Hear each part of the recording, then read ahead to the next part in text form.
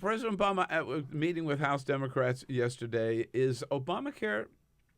Do you believe the single most the one thing from his presidency that will be remembered? He'll be celebrated for.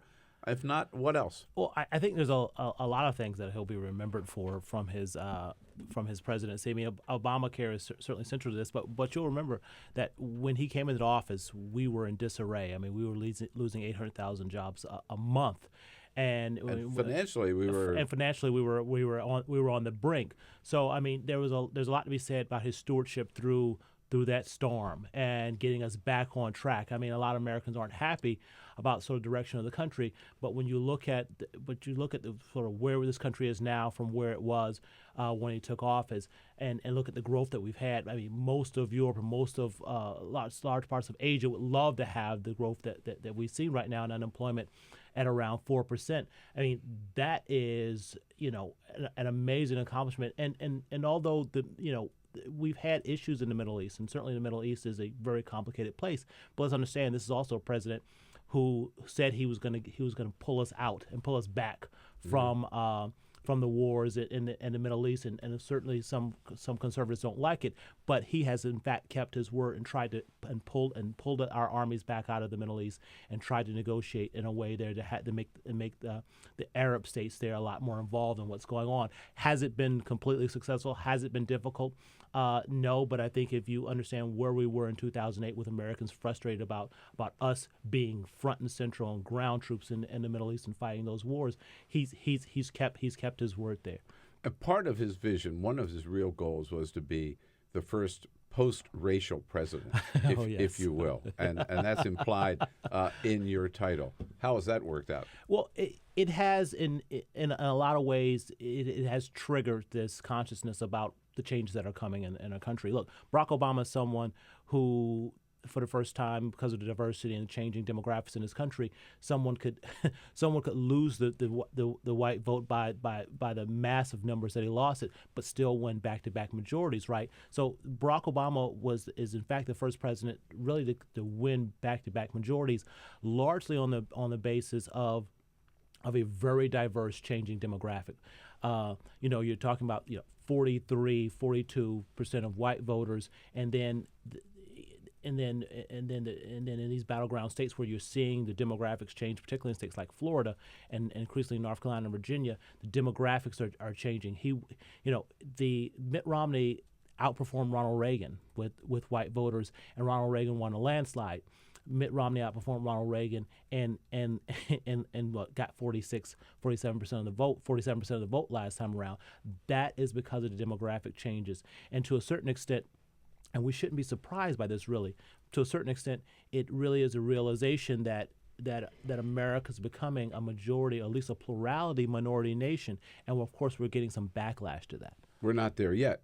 Right. We're not there yet, but that's what I unfold in the book. I mean, we have to do better than we're doing right now if we're going to win the future. Look, we are already seeing a Congress that has become completely dysfunctional over the 8 years of his presidency, and you're seeing things happen in the states that, whether you're a Democrat or a Republican, you kind of scratch your head and say this is not normal, right? When in North Carolina, the state ledge, not my words, but the courts say you are intentionally doing things to make it harder and stop African Americans from voting. Again, not my words. The courts say these things. So we are losing our sense of normalcy in this country. And my fear is, look, when one group plays a zero-sum game to hold on to power, that's not democracy. And I think what I argue in this book is that if we are first and foremost believe in the values of democracy and believe in the ideals laid out by the founding fathers about democracy, we're going to have to do a better job and then playing the zero-sum game and understanding that it is a sort of a transferring of power to a certain extent historically, but it's American to American. Black and brown people are making up a larger portion of the electorate. Black and brown people are sort of flexing their political muscle and having a say in who governs and how we're governed.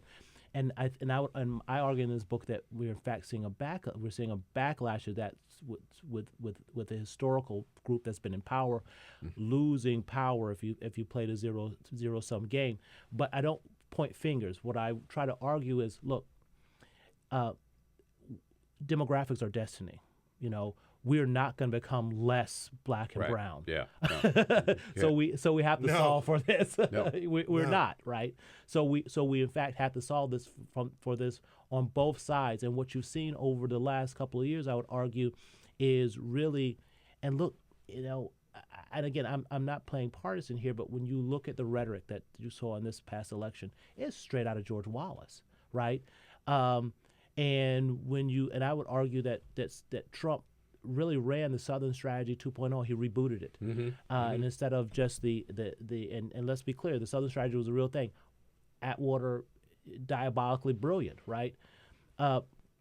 Pitting one group against another has worked in American politics for a long, long time. It worked less so with Barack Obama because of the changing demographics, but it still was able to coalesce a majority of the white voters. And Trump was able to reignite it. Yeah, he reignited it. He actually built upon it because I would argue to the blacks he added the Mexicans and the Muslims, the horde coming at the gate coming to get us. The book is A Black Man in the White House, Cornell Belcher. It's just out, and it's available. We'll have a link up on our website. It's also available anywhere good books are sold, hopefully your local independent bookstore, or you always go to Amazon.com. I have heard from many of my African-American friends and colleagues, some of the White House and the press corps, that a disappointment that President Obama, as the first African-American president, didn't do enough about race relations, that he maybe held back a little bit because he didn't want to be seen just as the black president of the United States. Do you share that disappointment, or do you think he did everything that he could? Look, I think, again, understanding where our country was. I mean, the presidency is a big job, right? And sort of focus on economics recovery, and also focusing on healthcare. I mean, we've got a lot of back and forth about healthcare right now, but truth of the matter is 20 million more people do have health care now in this country than they had it before. And sure, prices are rising, but prices of health care have always been rising. But what they can't argue, they're rising a lot less than they're they rising used to. right. We have been. So he's done a lot of things to sort of help working middle class Americans. But I do push back on this idea that, you know, he could have done more for one group or another. And it's funny that, you know, I hear certain groups of African Americans and saying, oh, he could have done more for blacks. Yeah. But he couldn't have been just president for Black America. He had to be president of all Americans, and I think he put in place policies that helped rise all boats. You know, being the first African American, I think inevitably it was going to trigger sort of this backlash, because to a certain extent it was a realization that someone who looks like him and represented by the coalition that he represents is now in power. So I think he was going to have a difficult time. Either way, could he have done more? I think it's tough when the other side fought him tooth and nail at every chance, and in fact tried to insert race in it at every chance. It was a slippery slope for him to delve into that. However, I think his presidency has made. Look, I have a 15, 16-year-old sons who now understand that they can be anything. And I think that's a big part of his life. And that certainly is a powerful message. Again, the book is A Black Man in the White House, Cornell Belcher. It's just out. Thank you so much for coming in. Very important topic. This is the Bill Press Show. I'm honored. Thank you.